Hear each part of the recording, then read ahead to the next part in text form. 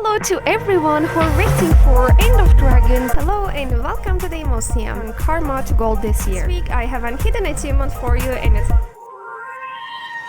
Hello everyone, let's talk about ham pylon today. So pyloning as heal mechanist is pretty easy, and the best thing is that you don't have to compromise from your Alac or healer position just because you're a pylon. And also I have to mention this is a CM run, but the pylon mechanics are the same, so please don't mind the weirdly placed fires and some weird mechanics you haven't seen before, but pyloning is same. So watch the gameplay.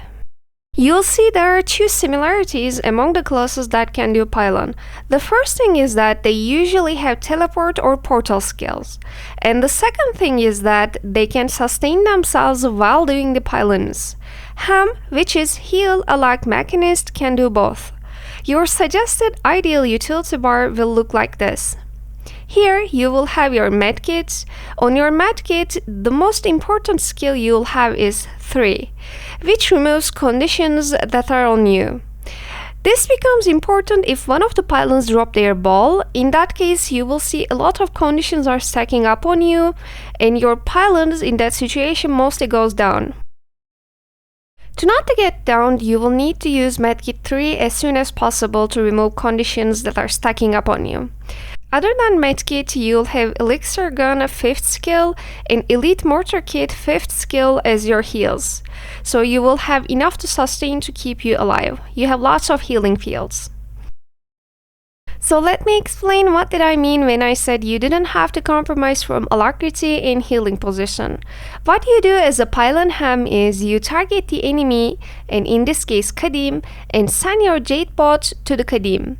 So when you use your F2, F3 and green shield fields, your group can benefit from them because your bot will be with them. While you have your jade bot on the group, you can use elite mortar kit to damage the boss from the pylon. It will have enough range to damage it. Also, since your elite mortar kit has soft CC, you can use it to help CC the anomalies from range. Now let's explain how you go get the ball. This is your teleport skill, which also gives whatever boons you have to your jade bot. So if you're a heal mech, you already have the skill on you. It really has a short cooldown, so you will definitely have it back when you're getting the next ball. You might think that you could use this teleport skill when you're going to the ball or going back to the pylon, but there's a small problem with this teleport skill. More like a game bug that's been happening. When you use this teleport skill, your jade bot teleports with you. And that's perfectly okay. It's how the skill works, but the problem happens when your jade bot touches the ball or the ball AoE. If that happens, there will be an extra ball spawning on the corner of the arena that will move towards Kadim, and that will most likely wipe your group. It's totally an extra ball that shouldn't be there, so you must prevent your jade bot to touch this ball or anything that has to do with ball to prevent it from bugging. And it's possible to avoid this, because as a ham pylon, you will be giving yourself movement speed with medkit 5, run to your ball and then return to your pylon with the teleport. So just by using the teleport when you're returning, you'll be able to avoid the boss from bugging. And if you have already targeted the boss before, your mech will go back to the boss even if it teleports to the pylon with you. It is totally unknown why this bug happens. When jade bot touches the ball, people think maybe game registered it as another player, so spawns another ball for it. But it is possible to avoid it, so ham pylon is still totally doable and fairly easy. One last thing I would like to mention.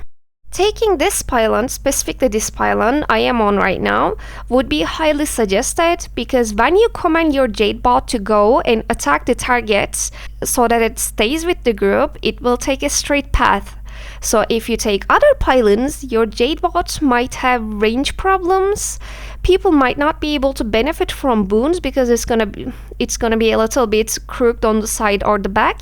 So to position your mech on the best spot, this pylon is the best one. If you have a Deadeye or other DPS pylons, they can replace you after their pylons are destroyed, so you can go back to your group. This is the build I'm using for piloning.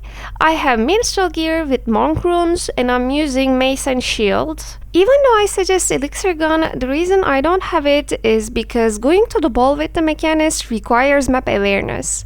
When it's your turn to get the ball, you should be ready to use the medkit to give yourself speed.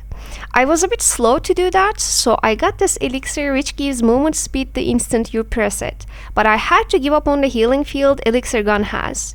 Not to mention, elixir gun has other properties for a healer mech, so it's foolproof, but you have to give up on elixir gun for it.